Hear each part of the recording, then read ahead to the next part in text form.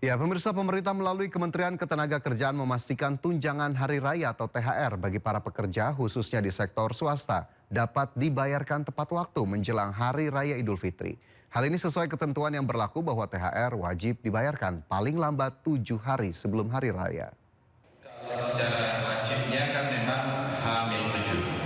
Nanti kita tunggu, kita sedang koordinasi dengan Kementerian Setnek, nanti diumumkan secara bersama nanti. Ya. Apakah ada pelaku usaha yang menyatakan keberatan itu Pak peminta? Iya, proses terus ya. Jadi artinya regulasi kan sudah ada. Kemudian nanti kita akan ada mekanisme untuk mengingatkan kembali. Bisa jadi juga Pak Presiden nanti akan mengingatkan. Kemudian kami di sini akan mendirikan posko THR dan semua dinas kota, kabupaten, provinsi juga kita minta memiliki posko THR. Jadi kalau ada perusahaan yang tidak membayarkan THR, silahkan laporkan ke posko tersebut, maka kemudian sesudah itu pengawas akan menindaklanjuti pengaduan tersebut. Ya, pemirsa, sepekan Ramadan sejumlah kebutuhan pokok di daerah masih melambung tinggi. Di Cimahi, Jawa Barat, harga cabai rawit merah mencapai Rp100.000 per kilogram dan daging sapi Rp135.000 per kilogram. Sementara di Bandung, harga daging ayam potong masih di angka Rp42.000 per kilogram.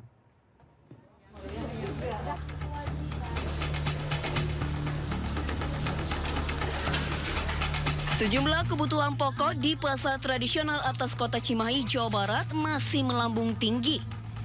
Cabai rawit kini masih tembus Rp100.000 per kilogramnya. Kenaikan harga juga terjadi pada daging sapi Rp135.000 per kilogram, sedangkan daging ayam potong di harga Rp40.000 per kilogram dan telur Rp31.000 per kilogram. Masih tingginya sejumlah harga kebutuhan pokok ini dikeluhkan pedagang karena daya beli menurun. Mungkin mau munggahan juga ya, jadi pemakaian jadi banyak gitu. Mungkin pasokannya kurang gitu, jadi kemarin setelah munggah naik, terus sekarang turun ya? Sekarang turun lagi. Kalau pasokannya gimana? Pasokan ya, barangnya agak susah kemarin. Di Pasar Kosambi, Bandung, Jawa Barat, harga daging ayam potong tembus Rp42.000 per kilogram dari sebelumnya Rp35.000 per kilogram. Meroketnya harga daging ayam potong pun dikeluhkan pembeli maupun penjual. Kenaikan harga daging ayam ini terjadi sejak sepekan terakhir, diduga akibat harga pangan yang cukup tinggi. Itu dari berapa ke berapa baru? Awalnya dari 36, 38, 40 sampai hari ini itu 42. Daya beli ya berkurang, otomatis kan. Iya. Sekitar berapa persennya untuk daya beli berkurang? Nggak terlalu banyak sih karena emang kebutuhan kan. Kalau ayam itu paling 20%-an. 20%? Ya 20 sampai 30%. Pedagang dan pembeli berharap pemerintah segera menstabilkan harga sembako sehingga daya beli tidak menurun. Dari Cimahi dan Bandung, Jawa Barat, Tim Liputan iNews melaporkan. Kita ke informasi selanjutnya, pemirsa. Fraksi PDI Perjuangan DPR RI mengungkap bukti program makan bergizi gratis atau MBG mengambil dana dari anggaran pendidikan. Dari total Rp769 triliun anggaran pendidikan dalam APBN, sebanyak Rp223,5 triliun dialokasikan untuk program MBG. Menyelenggarakan agenda secara... Dalam pernyataannya, Wakil Ketua Komisi 10 DPR fraksi PDIP, Mai Esti Wijayati, menyampaikan anggaran pendidikan tahun 2026 sebesar Rp769 triliun merupakan anggaran mandatory spending 20% dari APBN, sebagaimana perintah Undang-Undang Dasar 1945. Dari total Rp769 triliun anggaran pendidikan dalam APBN, sebanyak Rp223,5 triliun dialokasikan untuk program MBG. Hal ini juga sekaligus membantah pernyataan sejumlah pejabat negara yang menyebut jika anggaran MBG yang tidak diambil dari anggaran pendidikan. Sebelumnya, polemik penggunaan anggaran pendidikan untuk MBG mencuat setelah seorang guru honorer bernama Reza Sudrajat mengajukan uji materi Undang-Undang APBN 2026 ke MK. Ia menilai anggaran MBG ke dalam pos pendidikan membuat porsi anggaran pendidikan murni turun jauh dari mandat konstitusi 20%. Menurut undang-undang demikian, menurut peraturan presiden juga demikian. Ada anggaran dari makan bergizi gratis itu disampaikan oleh beberapa pejabat negara tidak mengambil dari anggaran pendidikan. Kawan-kawan kami di bawah memahami selama ini bahwa seperti apa yang sudah kami sampaikan berulang kali, bahwa anggaran pendidikan sebesar 769 triliun yang merupakan anggaran mandatory spending. 20% anggaran APBN, APBD harus merupakan anggaran pendidikan, dialokasikan untuk pendidikan. Dan di dalam lampiran presiden, di dalam lampiran APBN yang berupa peraturan presiden, itu juga secara jelas dinyatakan bahwa 769 triliun anggaran pendidikan itu diantaranya digunakan untuk MBG sebesar 223,5 triliun. Itu resmi di dalam buku lampiran APBN. Beasiswa Lembaga Pengelola Dana Pendidikan atau LPDP dikenal sebagai salah satu program beasiswa paling bergengsi dan kompetitif di Indonesia. Dan berikut sejumlah nama artis Indonesia yang pernah mendapat beasiswa LPDP untuk menempuh pendidikan di universitas ternama dunia.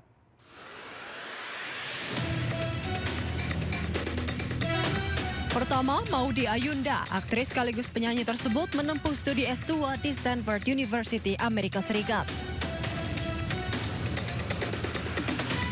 Kedua, Tasya Kamila, mantan penyanyi cilik ini studi S2 di Columbia University, Amerika Serikat.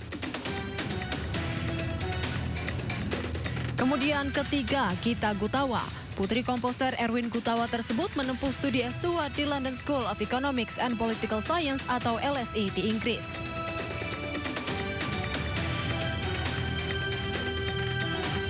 Keempat, Acha Septriasa, aktris sekaligus penyanyi ini studi S2 di Lim Kok Kwing University of Creative Technology, Malaysia. Tim Liputan, iNews melaporkan. Polisi berhasil menangkap pelaku penganiayaan terhadap petugas SPBU di kawasan Pulau Gadung, Jakarta Timur. Pelaku rupanya hanya mengaku-ngaku sebagai polisi.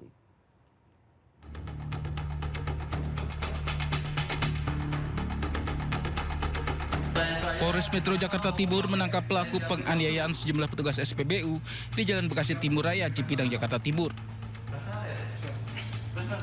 Pelaku yang sempat mengaku anggota polisi ternyata merupakan seorang wira swasta di bidang rental mobil.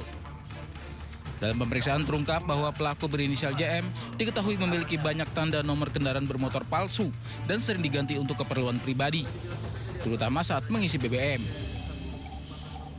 Pelaku juga diketahui positif narkotika amfetamin dan ganja yang dikonsumsinya beberapa hari lalu. Saya, kenapa kamu pakai KNKB palsu?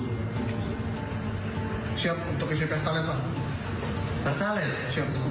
Untuk cari murah? Siap. Kamu salah nggak menggunakan KNKB ini? Siap, salah, Pak. Sesuai nggak dengan peruntukannya? Tidak sesuai, Pak. Sebelumnya pelaku menganiaya 3 petugas SPBU setelah ditolak mengisi BBM Pertalite. Akibat penganiayaan tersebut, korban alami luka di wajah hingga membuat laporan ke polisi. Untuk mempertanggungjawabkan perbuatannya, pelaku kini mendekam di ruang tahanan Polres Metro Jakarta Timur. Dari Jakarta, Rio Manik, iNews melaporkan. Selanjutnya pemirsa, hanya karena mematikan kompor saat majikannya masak, seorang asisten rumah tangga di Kabupaten Bogor, Jawa Barat dianiaya majikannya hingga babak belur. Polisi sudah menangkap pelaku dan telah ditetapkan sebagai tersangka.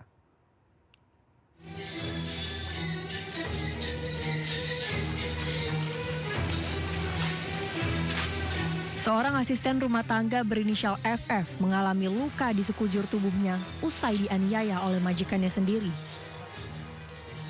Pelaku berinisial OAP adalah warga desa Bojongkulur, Kecamatan Gunung Putri, Kabupaten Bogor, Jawa Barat. Pelaku menganiaya korban hanya karena masalah sepele, yakni korban mematikan kompor saat pelaku sedang memasak. Berdasarkan hasil visum, korban mengalami sejumlah luka, yakni di bagian kepala, telinga, punggung, hingga tangan. Update-nya hari ini untuk tersangka sudah dilakukan pemeriksaan di Satreskrim APBO Polres Bogor. Lalu selanjutnya kami akan melakukan penahanan terhadap yang bersangkutan. Usai terdapat cukup bukti, pelaku langsung ditahan di Mako Polres Bogor dan ditetapkan sebagai tersangka. Akibat perbuatannya, pelaku dijerat dengan pasal 44 ayat 2 Undang-Undang Nomor 23 Tahun 2004 tentang KDRT dan pasal penganiayaan di KUHP dengan ancaman hukuman 10 tahun. Dari Bogor, Jawa Barat, Wildan Hidayat, iNews melaporkan. Pemirsa, 7 unit sepeda motor tertimbun tanah dan batu akibat longsor yang terjadi di kawasan Bukit Kedalu, jalur wisata penanjakan Gunung Bromo, Kabupaten Pasuruan, Jawa Timur.